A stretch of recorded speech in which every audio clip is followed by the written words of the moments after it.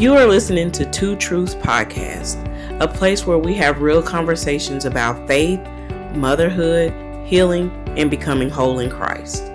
We believe our stories matter and that God uses every chapter of our lives for purpose. Here, we share where we've been and who God is in our lives today. Our prayer is that these conversations remind you that you are loved, seen, and never walking alone. I am myself not doing well. I kept saying it's a cold, but now I think it might be sinuses that's happening right now because of the way the pressure I'm feeling in my face and whatnot. That's definitely. But I was laughing because I was thinking pre-COVID, we wouldn't think nothing of it. But now when people get sick, you got a 1 to maybe 3 cough minimum before we're looking at you like you need to be in full isolation. Why are you not quarantined? I do that at work. I'll be like, now, don't cough again. You got even a half a cough. Oh. You got even a half a cough, and I'm looking at you like, are you escorting yourself out, or am I escorting you out? Because why are you here? No. But it's funny because before COVID, we never thought anything about it. You know what I mean? But then now we look at people like they got the plague. Girl, listen, I was telling a girl at work the other day, we were talking about, just how things have transpired since the pandemic. And she was just like kind of like you were saying, she was like, it's just things that before I would just be like, she's like, but now it's things, she was like, girl, I'll be in a full-blown sprint trying to get away from people. Like, just running away from sickness, from, I don't want it. I don't want it, and I was just like, ooh, that is true, though. Ever since 2020, people are just kind of like. They do. They literally treat you like you are unclean, like you're a leper. Go to the end of the house. Yeah. Because and again, you don't know if it's a cold, you don't know if it's sinus, you don't know what it is, and all I know is you got one more time to cough. That's it. And baby, cough is code word for run as fast as you can to the nearest bubble, literally, so that you will be protected. Literally, literally. I ain't going towards the plague. I'm going away from the plague. I am running away from the plague, girl. Running away from the whole plague. So anyway, it's probably a benefit that I work from home then, so I don't have to worry about infecting anybody. Just my son, but Yeah. He's got a young, strong immune system. So. Oh man, I miss those days. I catch everything now. I was telling my sister about that because she was like, "Man, you got another cold," and I was like, "I know, right?" I was like, "Aging." My mom used to say this all the time. She used to say all the time, "Getting old is not for the faint of heart. Not for the faint of heart. Getting older is not for the faint of heart." And I never quite understood what she meant by that, but now that I am getting older, I 100% get it. Girl, things just every ailment besets me. Like I have to mentally prepare to get up out the bed. I'm like, if I move too fast, I might pass out. I'm gonna get dizzy. If I move too slow, my back gonna hurt. My back's gonna hurt. So it's like you gotta learn how to just move with one swoop. You gotta just kind of roll over, and then I'll get up in the morning and just be sitting on the bed like this. Like I'm contemplating life. Girl, I do contemplate life. I do. Like I'm sitting on the end of the bed like. Maybe that bed done held me up through so many contemplations. Sheesh. I get up early now just so I can contemplate. Literally. That we're at that age, Mandy, where we have to add contemplation time in the beginning of our day. And going to bed too. And going to bed. Like, you got to take in all the day. You got to process the day. You got to process the day ahead. Girl. What would we do without our community? Man, what would we do without community? What would we do without the Lord? What would we do without God? Because it is literally Him that some days He just like, no, daughter, baby girl, we can't crash out today. We can't crash out today. We got to put one foot in front of the other and go. And I'm just like, Lord, you sure? And he's like, yeah, I got you. I got you. And it's been a lot of those days here lately where I'm just like, Lord. Yeah. And he's just like, nope, daughter, it ain't up for debate. Yeah. We gotta go. We got a mission to complete. So we have to run towards God, not away. Girl. And make sure that we are finding healing in our community that He's brought us into, which is what we gonna be unpacking today. Running towards God and not away. Particularly when you're in a healing space, for sure. Ooh, yeah. Yeah. Yeah, because you just raw. You out here, you raw, you were exposed.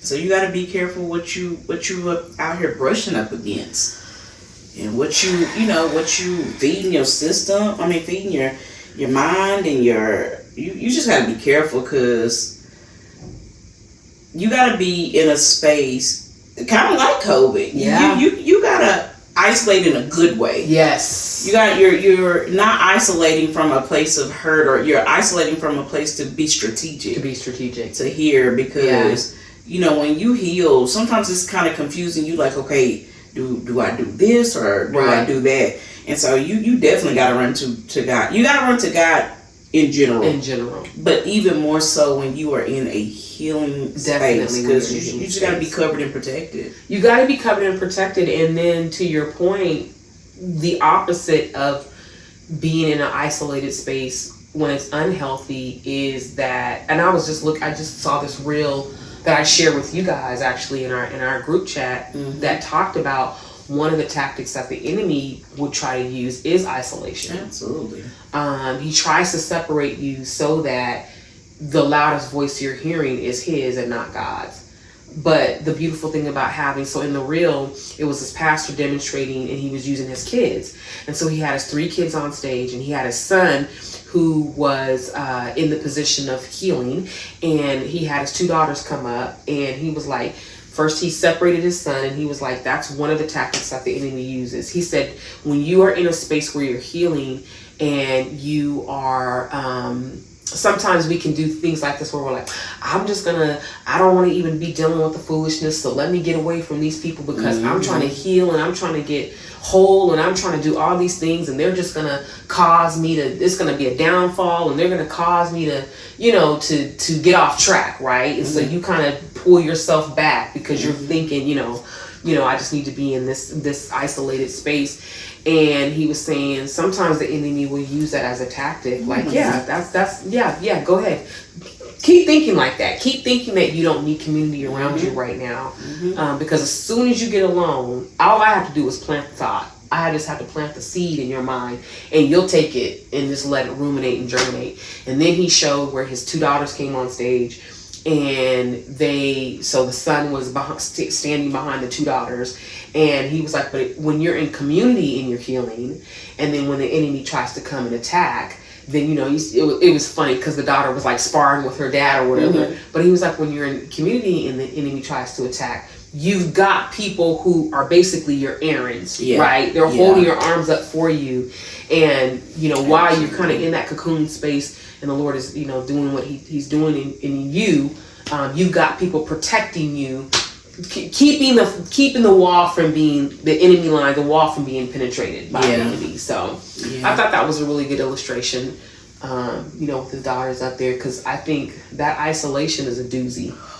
And I mean, you think about like when we were younger, and you had your friend groups, right? And somebody was going to talk about the other person. They always pulled you to the side. Yes, you know what I'm saying? Yep. So to me, that's a red flag for me. Anytime that I'm hearing that I need to be alone, I'm just like, nothing. There are moments where you need to be alone, and I don't even consider it alone because you're with Christ. Correct. So you're not alone. Right. But there's moments where it just needs to be you and God. And He calls it into those solitude spaces. And it's the enemy when because when you're weak, God is not going to call you to be alone. Correct. When you are struggling to read your Bible and to pray and to do all of those things, God is not going to call you to be alone. Right. He's going to call you to run to those, like you said, who can hold you up. Yeah. You know, in those moments. And it just makes me think of a time when we first moved here, and I think we all had been friends about it probably about a year. Mm-hmm. And I was going through a really hard time with my daughter. Really hard time with my daughter. And it was affecting my entire family.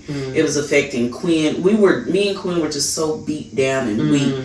And I'll never forget, I was in my room and I was just crying and I was like, Lord, like, you've got to help me. Like, I need help. I need strategy. And I was sitting there and my phone rang, but it was like a weird ring. And I was like, So I picked up my phone and it was FaceTime from you guys. And I remember that. You guys, like, I answered the phone and I'm just wiping tears and I'm trying to make you guys think I got it together.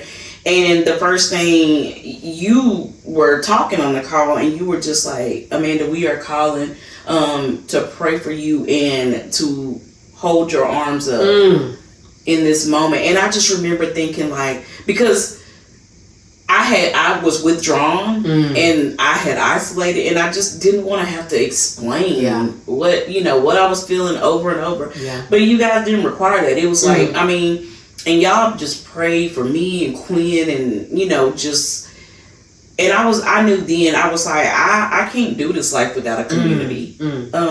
Because life is hard. And you need people that are going to speak life into you, that are going to carry you, and that are going to not allow you to succumb to the enemy, but to lift you up to Christ, put you, on their shoulders to get you closer to Christ. And that's why it's so important. So important. Man, I remember that call. And I remember it because I have daughters, and I have my youngest is 21 and my oldest daughter is 27. And I remember when you were just having a really hard time. You were walking through a really tough season with your daughter.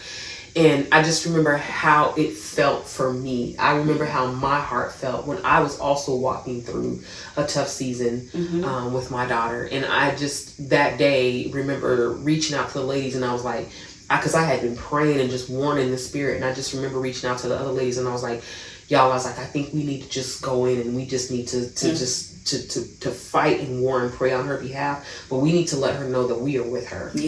That we are calling down heaven on her behalf and in this situation. And I just remember us all jumping on the call together. I mean, the ladies was lace up your boots.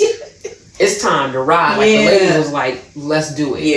And I remember that moment, and I remember it in parallel to my own situation. Not that I didn't have and don't have people in my life that I can come to and talk to before you guys. But I think it was different in the sense that sometimes, and I think another thing that isolation does is it makes you feel like, I don't want to be a burden to anybody else. You know what I mean? Like, I know I got this that I'm walking through, but they also have things that they're walking through. So I don't want to put my stuff off on someone else, right? We're thinking these thoughts around, let me just try to work through it on my own. Let me just try to process it. Let me just try to get through it and I'll be okay. But I just remember that moment. And I think because having had walked through that and kind of had been feeling in that space, I remember that moment like, Lord, I know what it feels like to be experiencing that, walking through that, and just needing to release, right? And so I just remember us just calling and just being like, no, we're going through this with you, girl. And even since then, we've had so many of those opportunities, where we've had to, midnight, we just late, pulling chairs out the trunk, just sitting until, sitting the other person was, this is exactly what it is. And, I couldn't imagine, because the first thing, when we walk through something, if we're not careful, the first thing we can do is blame God. That's true. And so if you're isolated, you can continue to think that God is doing this to you, right, or that right. God is causing it. And so you have to have community. And what I've noticed about our community is we all have had a season of weakness. Yeah. You know, and we've all had a season of where we were the strong one, and we were having to say, you know, okay, y'all, hey, I'm fixing to come pick y'all up. We got to go cover this person or that person. And you know, because we've had situations where, you know, people that we love have said, you know, like I just feel like, you know, God did this to me. Why would God do this to me? And so having people that are listening, but not forcing, but just listening and saying, you know, but he still loves you. Even, if, you know, because one of the things, you know, with a recent situation with a friend, I just remember you saying, you know, God can take you being angry. Absolutely. You know, like he can take He's those emotions. He's big enough to handle that. Yeah. He's big enough to handle your emotions and your feelings of anger. Yeah. And I think it's important when you have people that tell you now, you know, and it makes me think of a story you told about, you know, your mom when you was like, God was like, now you can be angry, but you going a little too far. And it's important to have people that tell you that have experienced that. And, you know, because we think of like, oh my God, it's God. Like, I can't say that I'm mad. I can't say that I'm hurt. You know, those things. And so you got to have community that will solidify and say, because God created emotion. He absolutely created emotion. Mm-hmm. And I remember that story you were just talking about. We were talking about that the other day. I had lost my mom. I was maybe 2 or so years into her having passed, and if it was even 2 years, and I was just really having none of it. I did not want to speak to God. I was mad at him, and I was mad that my mom was gone. I was mad at the world and just all the things. And so I just remember saying 2 things. I remember being like, please don't talk to me right now, Lord. Like, just please leave me alone. Like, I don't want to be bothered with you. And I wasn't saying it in a disrespectful, like, you know, whatever. I just was so angry. I was angry at the situation, angry at her loss. It was a lot of misplaced emotions and anger and feeling. And I just was like, please just leave me alone. Like, don't pursue me, please. But I also remember saying to protect me from myself. Because I would do some stupid stuff in this emotion in this moment. And I remember I was having a moment. I was cleaning up the house. I think my kids were at school, and I was cleaning up the house. And I always listen to music and clean up, and you know, it get your juices flowing, right? And I think I was listening to worship that day. I can't remember, but I just remember vividly I was vacuuming. That's what I do remember. And somehow or another, you know, I allowed my mind to wander on Christ. I allowed my mind to think about that. And just start telling him, you know, how angry I am. And I was kind of going there a little bit. And I remember the Holy Spirit just listening to me, but I was just I'm just, you know, I'm ranting and raging. And I remember just the Lord being like, all right, now I'm giving you a warning, like, you're going too far. I can handle your emotions. I can handle you being angry. I can handle you feeling all the feelings that you're feeling. But what you will remember and what you will know is that I am the God of this universe. Where were you, Job, when I hung the moon and the stars? Where were you when I created earth in 7 days? So what you must remember and what you must know is that I am your God. And I am the God, and I am the only God. And so it just kind of snapped me back in place, because that's what isolation will do. Absolutely. You get so comfortable in your own thoughts because you don't have anybody challenging you otherwise, that you'll ruminate on those thoughts. And you know, next thing you know, you can be having the conversation, you know, with Jehovah, and he's like, wait a minute now. So why then, thinking about that, do we feel like isolation feels safe, even knowing it's a delay in healing? Why does it feel like for us a lot of times that it feels safer to isolate? Because it's not challenging. Oof.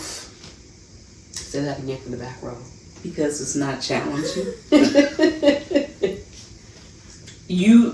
You can paint whatever narrative you want in isolation. That's good. You know, you can convince yourself, you know, that everybody is against you, that whatever the case, you're justified in whatever your response is.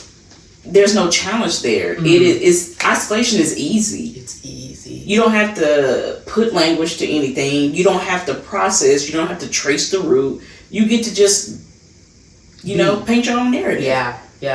And I know for me, that was what I did. I would isolate, and then I would say, well, they never liked me anyway. Nobody got my back. And it would come from simple things like being corrected or constructive criticism. Mm-hmm. I'd be like, nobody likes me. They don't believe in me. They don't see my worth. They don't value me. And then it would cause me to operate out of this transient spirit, to where I was just from place to place, specifically in jobs. The enemy knew that. The enemy knew that isolation, he could do whatever he wanted to with me when I was isolated. And so when I would start having, because another thing too is you're going to keep being tested until you pass the test. So you might as well give into it, invite God into it, study, and pass the test. Because if you keep trying to cheat your way through it, you're going to get a big fat zero, here, try again, And so that was my pattern in jobs, because I was dealing with inadequacy. I was dealing with unworthiness. I was dealing with imposter syndrome. I was dealing with all of these things. And so when things would come up in my jobs to where, because I was so busy striving, and when somebody would just say, Amanda, you did really good on this, but a but would send me into a spiral. They could have listed 100 great things you did, and then one thing, and you are descending into full crash out. Yep.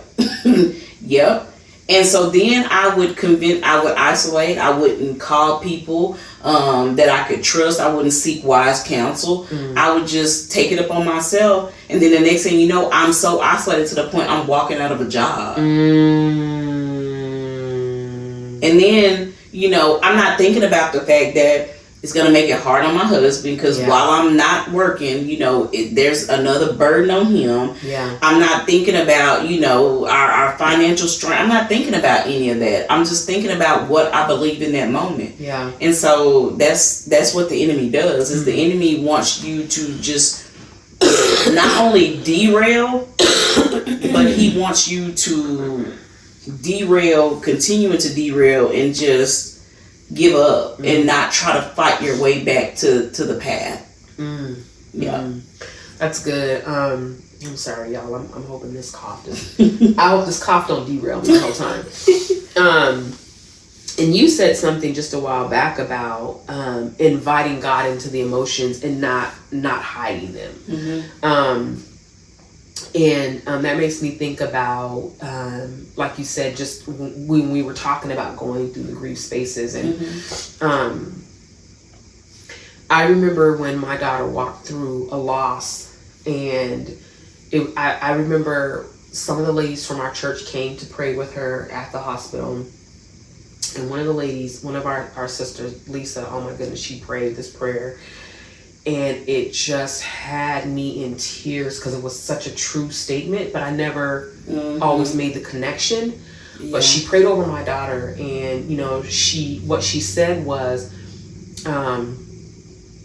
God knows how you feel having lost your son, because he lost a son too. Ooh. And that just sat. I was in that I was undone. And it just reminded me in that moment that you got to invite God into these spaces of hard, because he also knows what it feels like to have experienced loss. And it made me think about, we had another one of our friends in our friend girl group, and she was walking through a hard season as well, with her grandbaby, and it was looking pretty touch and go for a moment. Yeah. And I remember that really hit me hard, because it made me think about when my daughter went through her loss. Yeah. And I just was crying, and I was just saying to God, I was like, Lord, I said, you know, God, I said, she's just a baby. Mm-hmm. You know what I mean? And I was like, oh, and I said out loud, and I said, God, I said, my heart is breaking. I said, this is breaking my heart. And the Lord said, it's breaking mine too. Ooh. My heart is broken by this too. And it, again, just another one of those moments where it's like, we forget that we have to invite God into the very emotions that he's created. Absolutely. Right? He is the master designer, so he's created our emotions. But we have to invite him in to help us to manage and to control and to give language, to give clarity to those emotions. Because we know emotions will have us down a path. Emotions will have us out here bad, if you will. But I just remember those two moments vividly, and they just stick out in my mind around remembering that, you know, God sits in the hard with us. Absolutely. He sits in the hard with us. And like you were saying earlier, there's a difference between being called into solitude with Christ and wrestling and contending with him versus just full-on isolation. Absolutely. Which the enemy intends to use to keep us separated from hearing God's voice. So that the only voice we're hearing is our own, which we know is a detriment in a healing space. Yeah. It's just... you know, one thing in this season that I've really learned is, like you said, inviting God into the heart, because it's like we get to a point where we are just so weary, and it's like, but you don't have to be, because you're fighting a battle that you didn't have to fight. You're fighting a battle that I've told you numerous times to bring your burdens to me.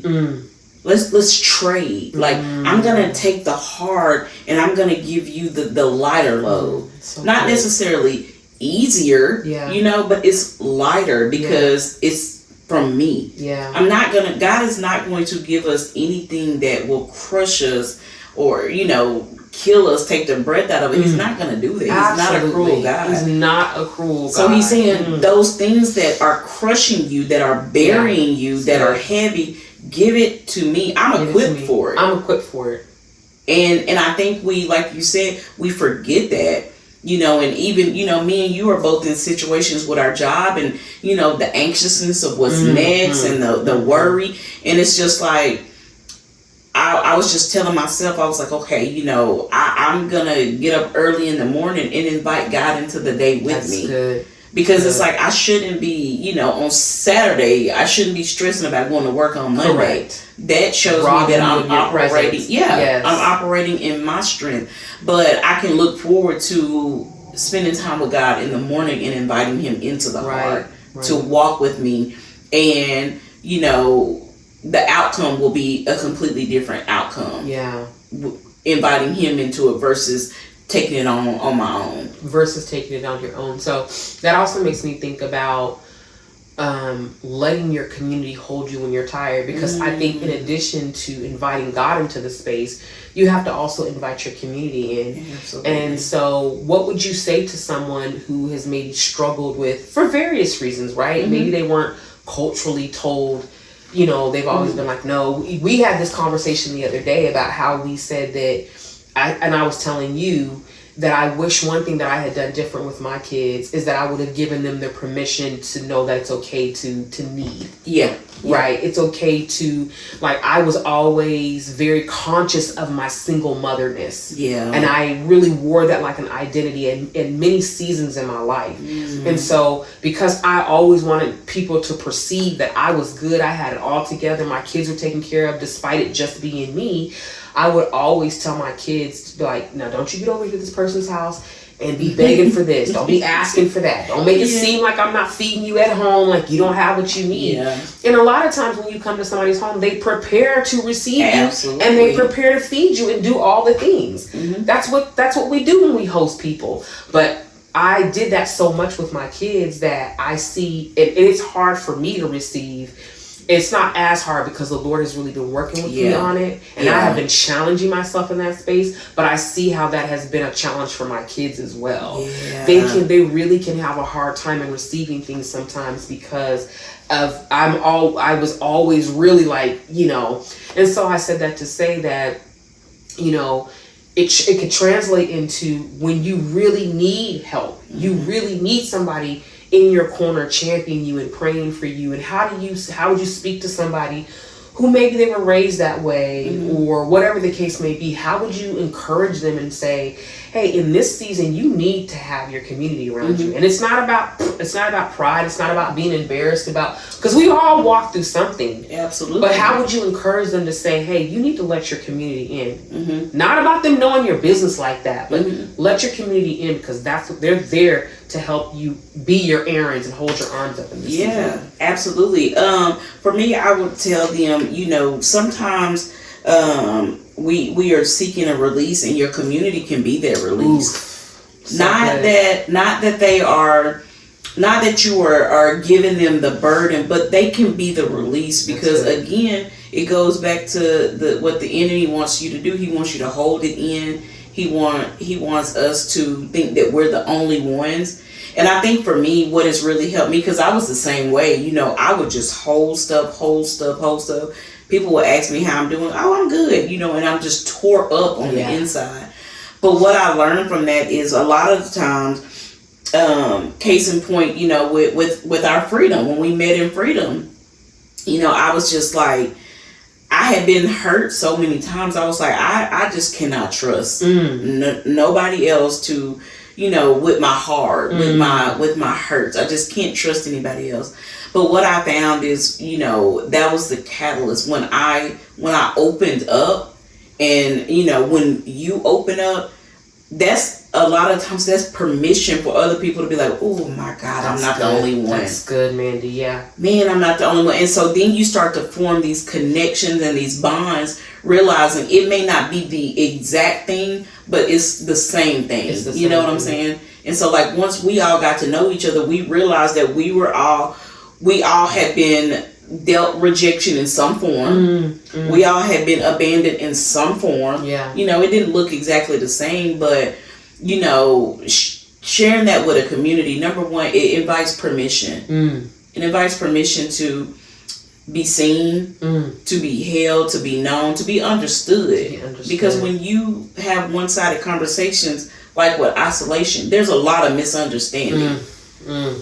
You know, even with friendships, you know, if you don't clarify things, like if you know, like early on, when I was learning about your boundaries, you know, that was something we had to get clarification, because for me, for you, it was a boundary. For me, it was a misunderstanding. But it wasn't until we talked and there was a clarification and a permission that happened. And so I would tell people, you know, that is your release and your permission. That's good. Your community, they are there. When it's a God-centered community, they are there to help you, and they are there on behalf of Christ. Because you may be in a situation like you said with your mom. God, I don't want to hear from you right now. And God being so gentle, he'll say, okay, but I'm gonna send an advocate on my behalf. And so that's what our communities are.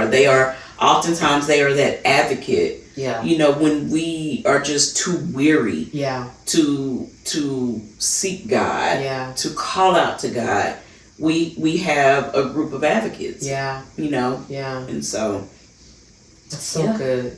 That's so good, because I think sometimes it's our natural inclination to not want to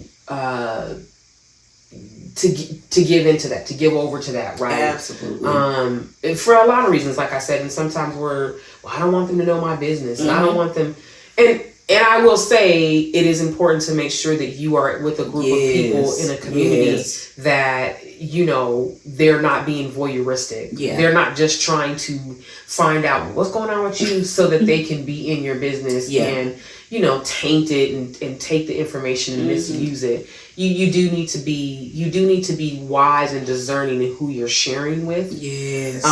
But I think something you said earlier, which is that we overcome by the word of our testimony. And a lot of times when we start to open up and have conversations about some of the things we're walking through, like you said, it invites permission for other people to say, I walked through that exact same thing.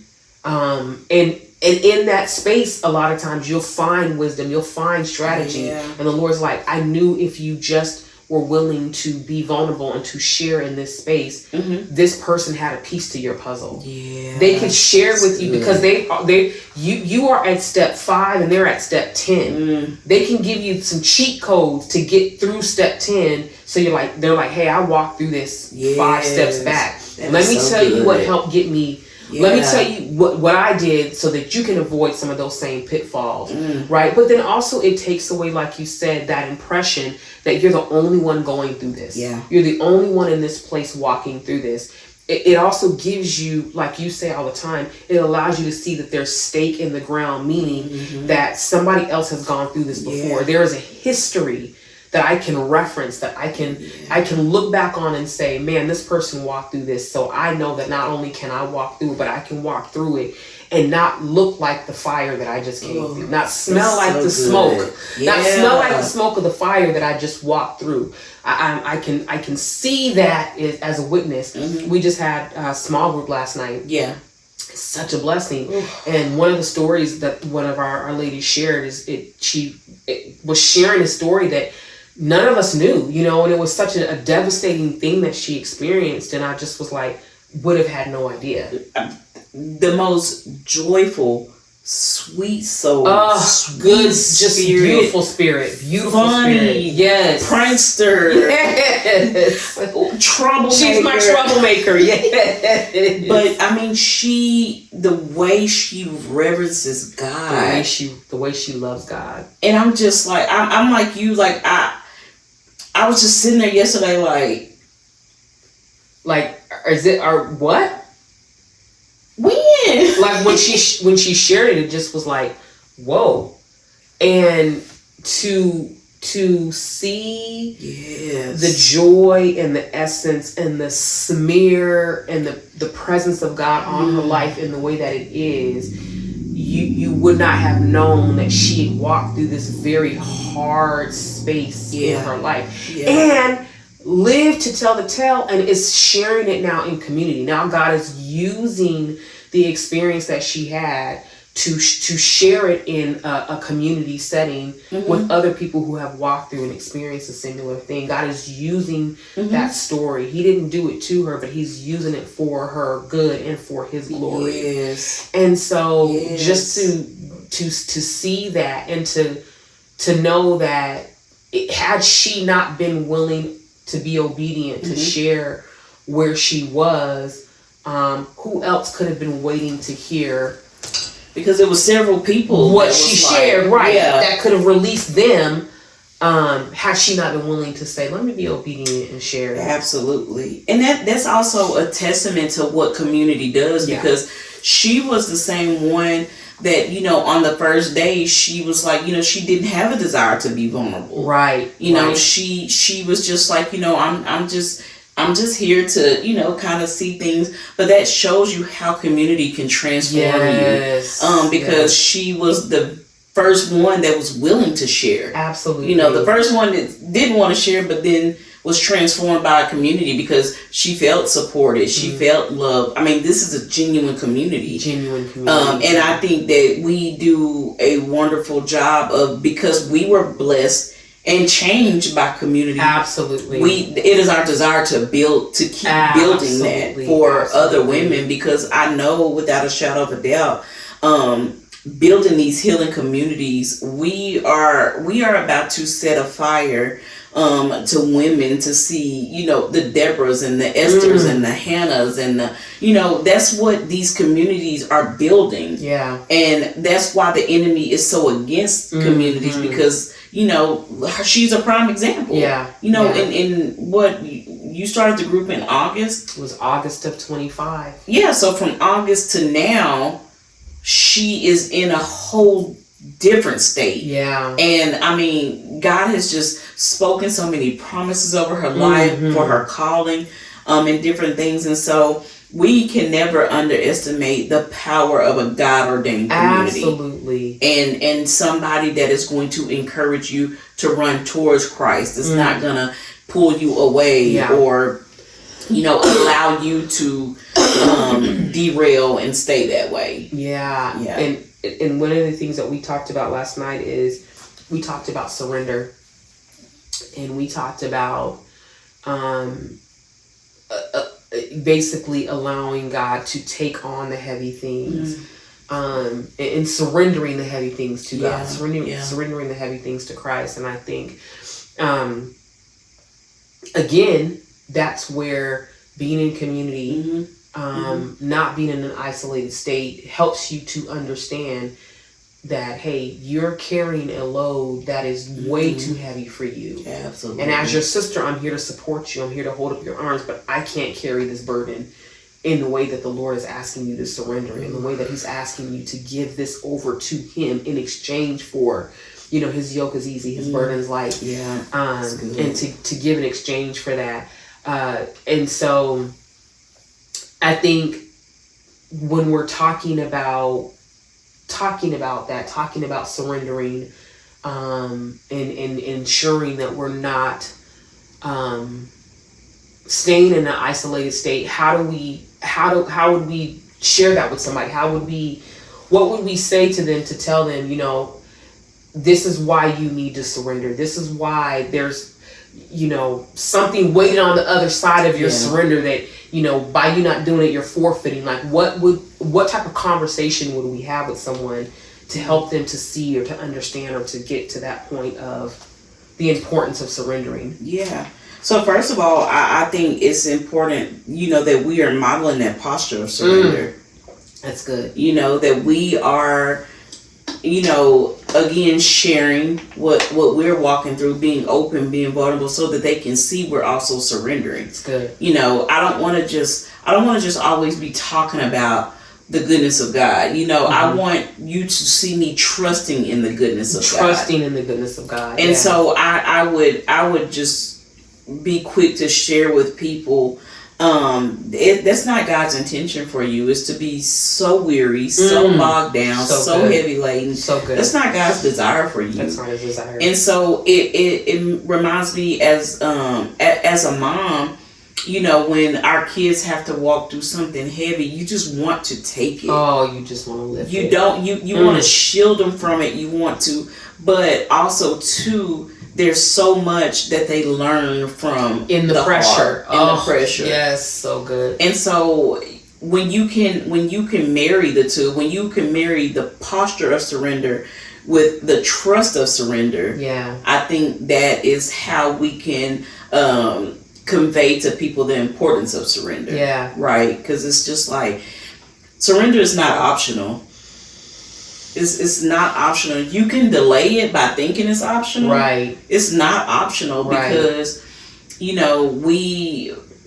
God sent His Son to dwell amongst us so He could understand. Absolutely. And so it makes me think of, when you are sending someone to scope out or to stake out, they are staking out to bring you back a report so you can make the proper adjustments, right? So God sent His Son to stake out, what we are walking through, what we are going through, so that, Jesus goes back and report to God, and God is like, you know what, I need to make a way for them to lay it down and trust me. And you get surrender, So it's like anything that God is asking, it's not for show and tell. It's not because He's saying I'm the master and you just do as I say. No, it's because He has a desire to give us a lighter burden. Yeah. Yeah. And so I just tell people, I believe in, telling people, you don't have to carry it. You don't have to carry it. You don't, it's, you get what you need from it and you give it back to God. You allow it to minister to you. You allow it to shape you and to rebuild you and all those things. but you don't have to sit with it, you know. Oh, that's so good. It makes me think about, I was researching about what makes us sleepy. Like, you know, when you get to the point where you're like, you can't even barely keep your eyes open. Like, how do we get tired? What is it that happens with that? And I was reading that essentially what happens, there's a portion in your body when your body needs to shut down to reset, right? And so there's a trigger that goes off in your body at a certain time with your circadian rhythm and all the things that says it's time to go to sleep. When you start getting sleepy where you can barely hold your eyes open, it's basically like a forced reset. Ooh. Like sometimes, you know, when your phone is acting crazy and you haven't done any updates on it in a long time, you'll get a thing saying, whether you want it or not, as soon as you put your phone on the charger tonight, we're doing an update. We're doing a reset. Yeah. It's a forced shutdown. It's a forced reset. So it's like a trigger goes off that causes your body to give over to the pressure of sleep. Because it's your body's way of saying, we need to shut down. The factory needs to shut down so we can reset, we can re-upload, you can get downloaded, you can get all the things. And I think about like that with surrender. Ooh. There's a point in which there's a pressure that comes that pushes you into that space of surrender. It's not cruelty. Right. It's not pushing you into it because it's, you know, rude or mean or anything like that. It's saying we need to reset. Yeah. So I'm going to have to get you into a place. I'm going to have to get you postured in a space to release and to surrender and to let go of. Yeah. Because if you continue going in this same mode, you're going to crash like your phone. Yeah. You're going to crash and burn. Yeah. Like you are going to be no good. Even makes me think about it. So I am not technology. I'm not technology averse. I use technology. I believe in the needs and purposes of it. I am just anti you forcing me to get a new phone because you got these updates. But that's a whole other tantrum, right? So with the iPhone, it's what they call planned disruption. So they intentionally set it so that in a certain amount of time, your phone is no longer going to function at its maximum capacity, which is going to cause you to have to get a new phone. Well, I, being the person that I am, I try to always, it's like I hear you and Anjali talk about beating the GPS. If the GPS says we'll get there in 10 minutes, I'm gonna get there in 8 minutes, right? I'm going right. It says go right, I'm gonna go left. Like it's, you know, I'm a rage against the machine. So for me, that's what it makes me think about with my phone is when it's forcing me, it's telling me that it's a planned disruption that I have to, at a certain point, that I have to get a new phone. So I had a phone with my iPhone, and I'm always a few phones behind. Because again, baby, I was a lot of phones behind. I was several phones behind. Because I don't care about the bells and whistles. And I'm like, you're not going to, iPhone, Apple, you are not going to force me to get a new phone. What was the phone? What model was it? Mandy, okay, just for context, we're 17. I think we're up to 17 iPhones. I was at that time, we were at 14. Maybe. Yeah. I believe my iPhone was it was either an 8 or a 10. It was an 8. It was several behind. It was so bad, Mandy, that my phone couldn't get the updates that it needed. And it started to crash. Girl. I was emailing you guys saying, hey, my phone I'm not getting text messages. You guys were cracking up like, I know she didn't just email us to tell us, if you need me, you're going to have to reach me via email. Like, who's doing that? Yeah. So I went into the Verizon store, was like, hey, my phone is crashing. I need, blah, blah, blah. I need help with this and this. And I said, what can I do? And that man, that Verizon rep looked me in the face and said, you can throw it away, man. That's what you can do. You can throw the whole phone away. He was like, you're several phones behind. He said, your phone is so old that if we even try to force the new updates on it, that it would completely crash out altogether. Like it can't even handle receiving the new downloads because it's well past the point of needing to shut down. And you were struggling so bad with letting go to surrender that iPhone 8 because I was like, nobody's gonna tell me. And I just remember we were in a car and we were going somewhere and you were chiming in and you was like, oh, such and such said something, and we was like, she said that Tuesday. She said that Tuesday. You're just getting the update. So my phone was literally trying to die. It was trying to crash, and I kept trying to revive it from this very tired old space. And it makes me think about that, where it's like, that's what surrender is. Yeah.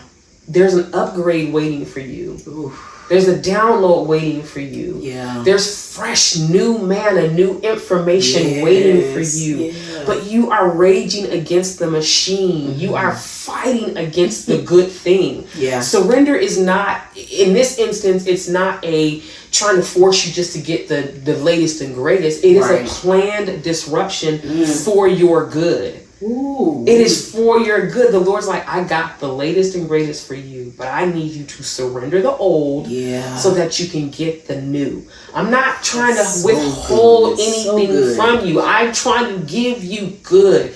I want you to have my best.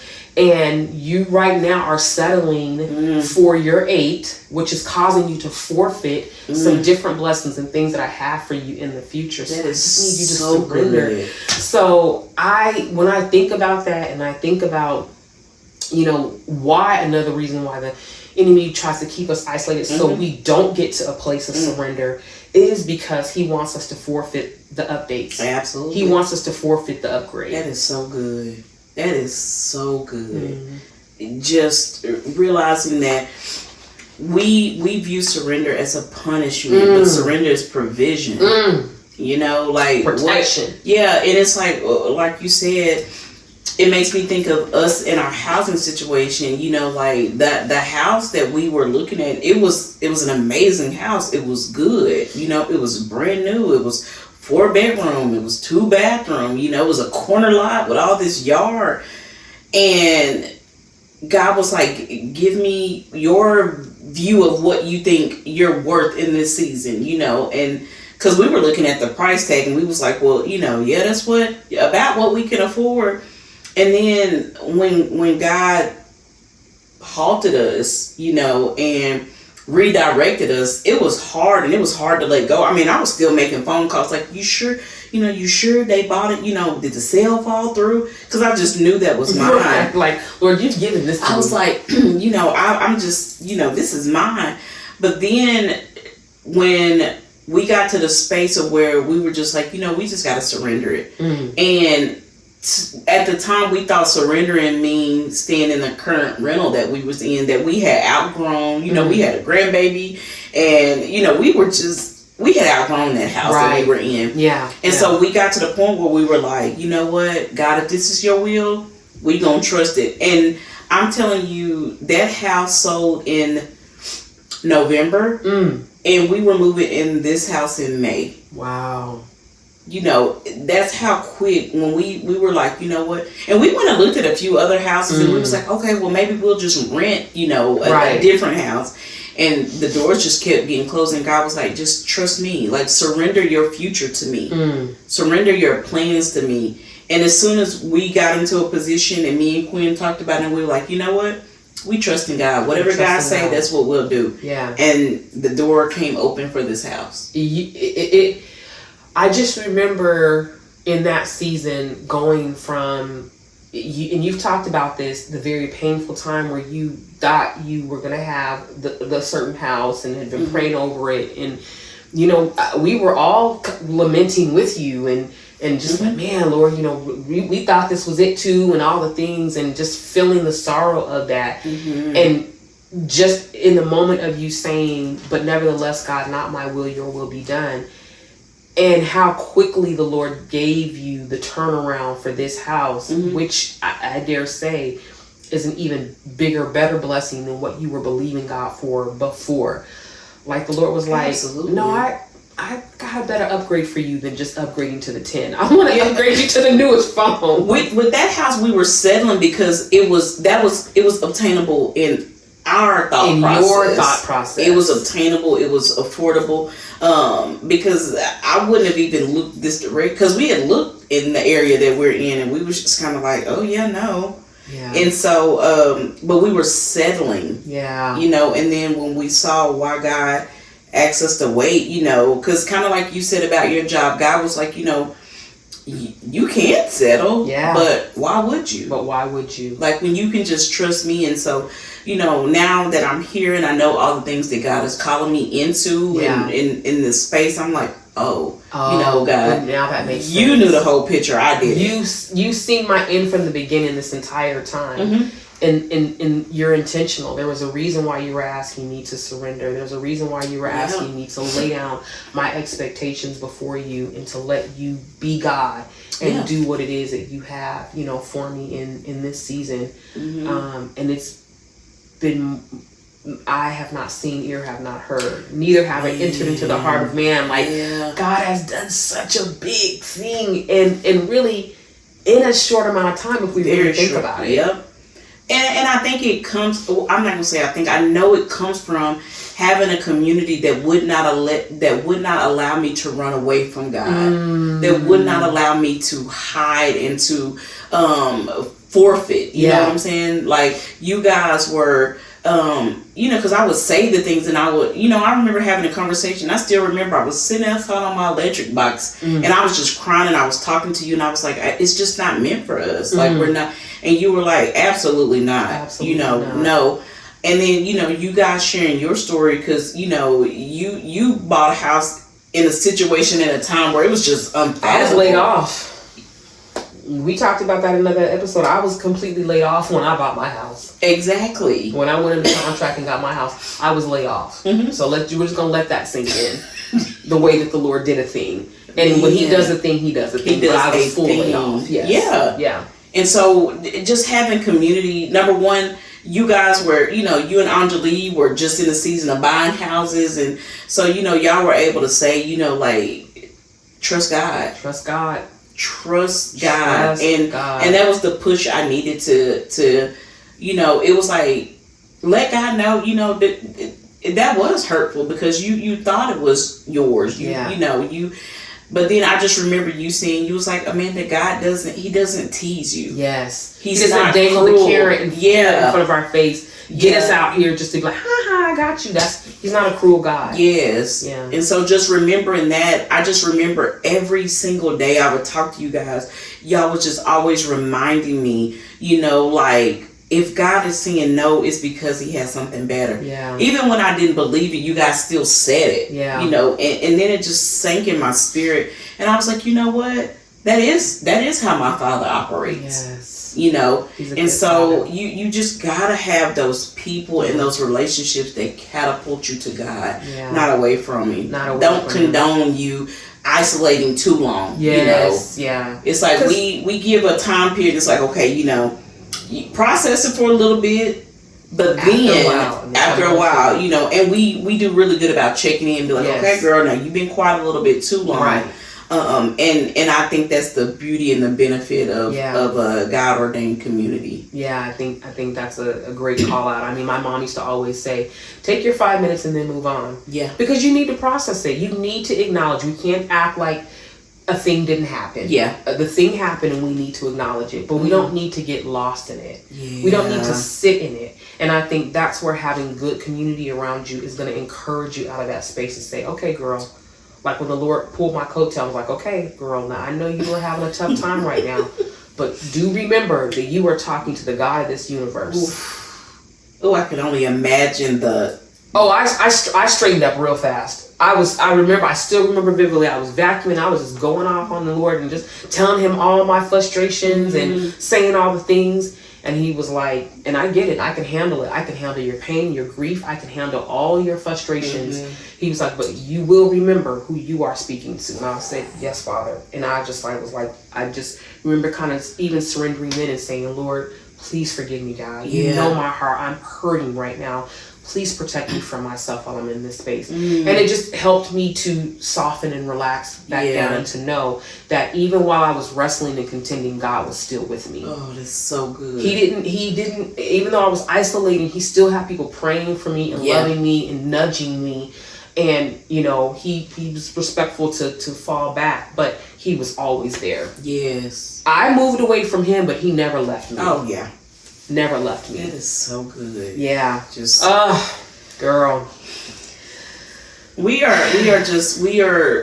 blessed sons and daughters. Yes. We have an amazing father, a good father. He loves us. He convicts, he corrects. Yeah. But it's in such a loving manner. Yes. When you really lean into how much he loves you, you can receive the correction because you desire not to disappoint him or to disobey or to disrespect. Absolutely. And so it's such a beautiful place to be in, and to understand, God is a big God, and he can handle the emotions, but we just can't get out of line with it. In any parent. Yeah. We give grace to our kids to allow them to process and to vent and to share the things.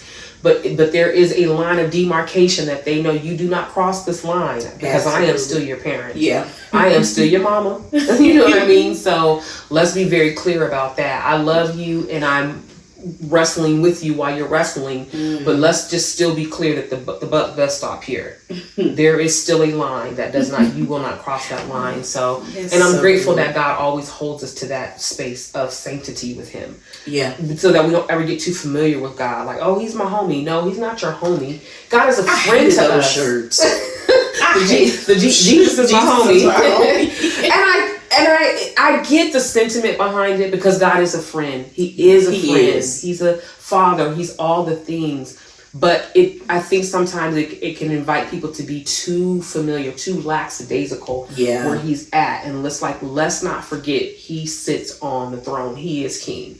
And we need to always have that in the back of our mind, is that while he loves us and he's a friend to us, he is king. Yeah, right? That is so good. You gotta always keep him in his rightful place and his rightful priorities. So, girl, this was a good unpack. This was a good unpack. It's always a good unpack. I mean, I was telling somebody that we enjoy doing this because it's easy, it's natural. We're just having conversations. It's not forced. But we always just get going and having these conversations where it's like, we have a pre-podcast before we even get here. We'll sit and talk for a good hour before we even start filming. But like today, we watched us a show and debriefed on the show, and went into a dinner, debriefed, had a full. We were like, we should talk about that. But we love it. We love to do it. We feel like it's an honor and a privilege that God is allowing us to do this in this space and to share our thoughts. And we are inviting you in as community to continue to be a part of this experience and sharing, and let the Lord upgrade you. Ooh, let him upgrade you. I like that. Let him upgrade you.